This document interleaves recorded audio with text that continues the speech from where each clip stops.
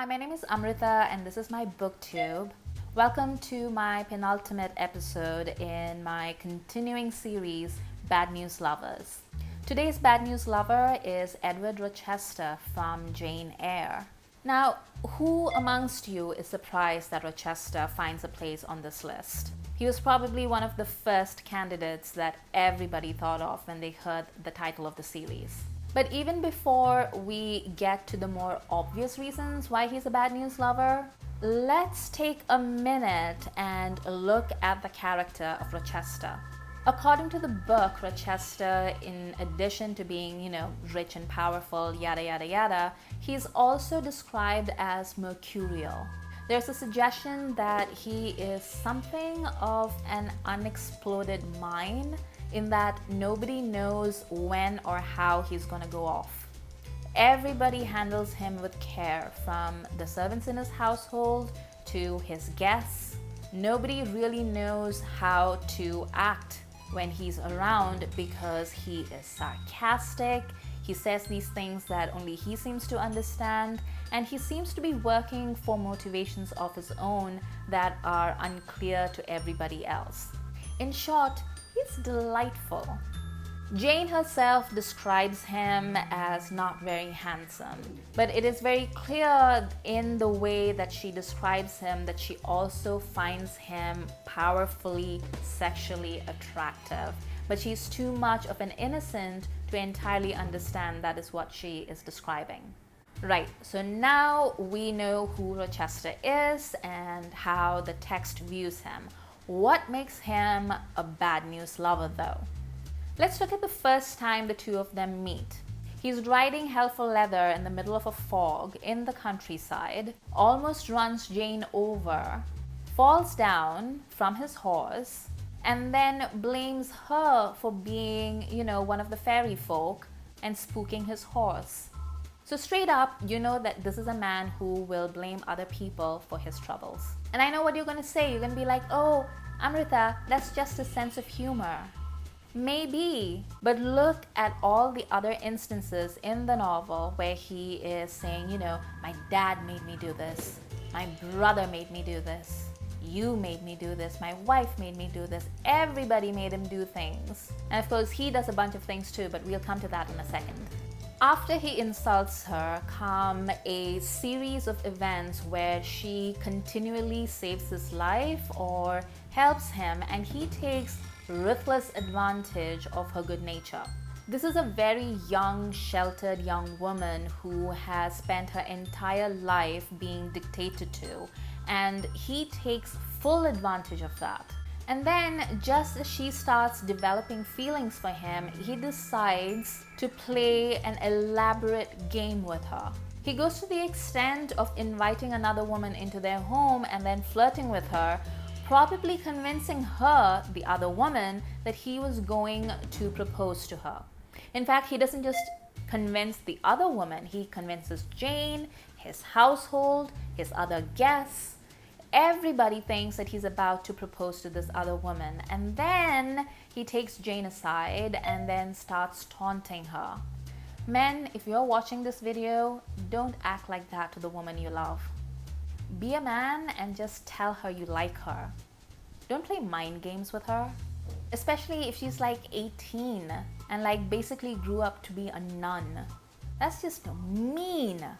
But you already know that Rochester is mean because you've heard him talk about women. In addition to calling Jane a sprite and one of the fairy folk, he also calls Mrs. Fairfax silly. He calls Adele selfish and self-involved, much like her mother, apparently. There's the way that he treats his wife. There's the way that he treats Blanche. And then when he needs to go into disguise, he chooses to dress up as a woman. And not just any woman, but a gypsy woman. He also talks, he sort of vaguely mentions the fact that his wife might be from another race, which is basically what became the basis of The Wide Sargasso Sea, which is a novel that I've spoken about before on this channel. So he's also benefiting from slave money that belongs to the wife who is mad and whom he despises. And talking about that money and the fact that, they tricked him into marrying her even though they knew that there was madness in her family, he sort of entirely glides over the fact that he agreed to marry her.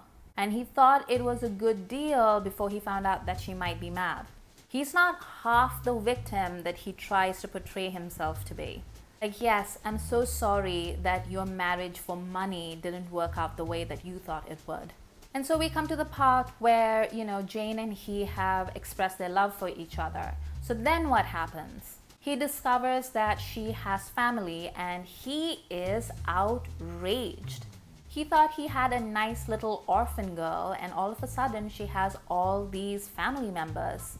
But it serves him right because that's why she doesn't tell him about her uncle in Jamaica, and that's how he is foiled in his plans to become a bigamist. Serves you right. The bigamy part, of course, is one of the most fascinating parts of this novel. I mean, this video is not about Jane Eyre, the novel as such, so I'm not going to talk about Charlotte Bronte and her own life and why she might have written the character of Rochester as he was. But when you look at the relationship between Rochester and Bertha Mason, I actually want to sort of swim against the current a little bit because a lot of people take the fact that he locked his wife up in the attic to be, some sort of vile act that he does. But actually, if you look at Victorian England and you look at the state of mental health facilities in England at the time, he was probably doing his wife a favor.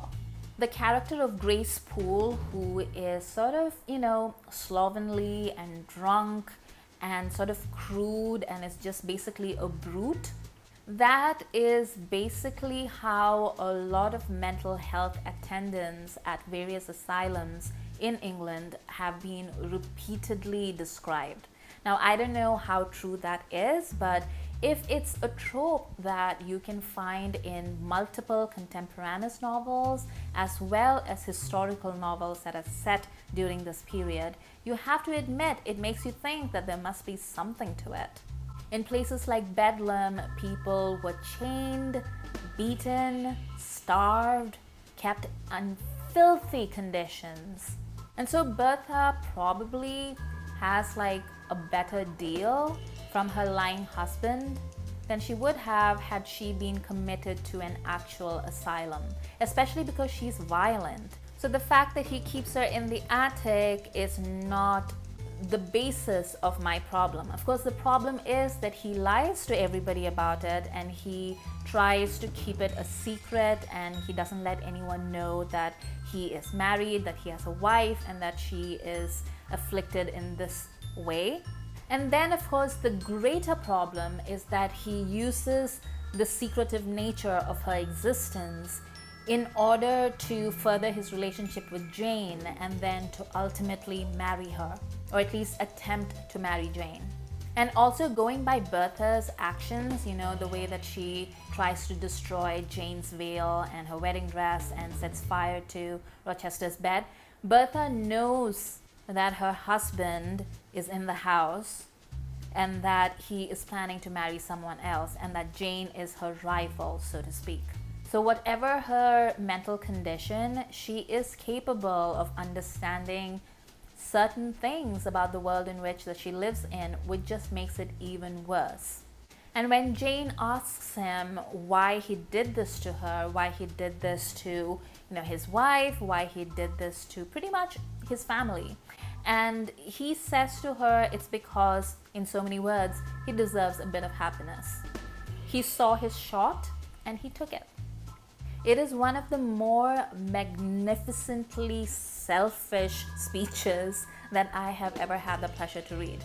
I remember reading it for the first time and I was a tween basically, and even as a very young child, I knew that man is wrong. That man is so wrong. I might not have known all these other things about him, but I knew that it is wrong for a person to sacrifice the emotional well-being of another person and to deceive them in order to make yourself feel good. I don't care what trauma you've been through in your life. I don't care if everybody in your family was a lying liar who tried to ruin your life in 500 different ways. It doesn't give you the right to deceive somebody who is completely innocent and who has nothing to do with all the bad things that have happened to you. And then to basically take advantage of their trusting nature and their love for you, and then try to lead them down a path to a life that they would find despicable.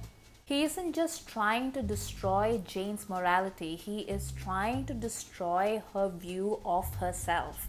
Everything that he finds admirable in her, everything that he loves in her, everything that he wants to possess in her would then turn into a lie if she agrees to what he has planned out for them. His entire message to her in that one monologue is, I love you, I want you, I love your ideas, I love the person you are, and hey, if you love me, would you change all of that? Pretty please. Given that Senjin is basically an idiot, I see why Jane really didn't have many better options. But honestly, at the end of that novel, she should have just taken a steamer to Jamaica and then maybe worked for like abolition or something, because you know that Jane would probably have been an abolitionist. So there's Edward Rochester for you. The only reason why a lot of us think that Edward Rochester is still really romantic and is a romantic hero is, as I said earlier in this video, the nature of his desire for Jane and the fact that Jane is basically, a plain Jane.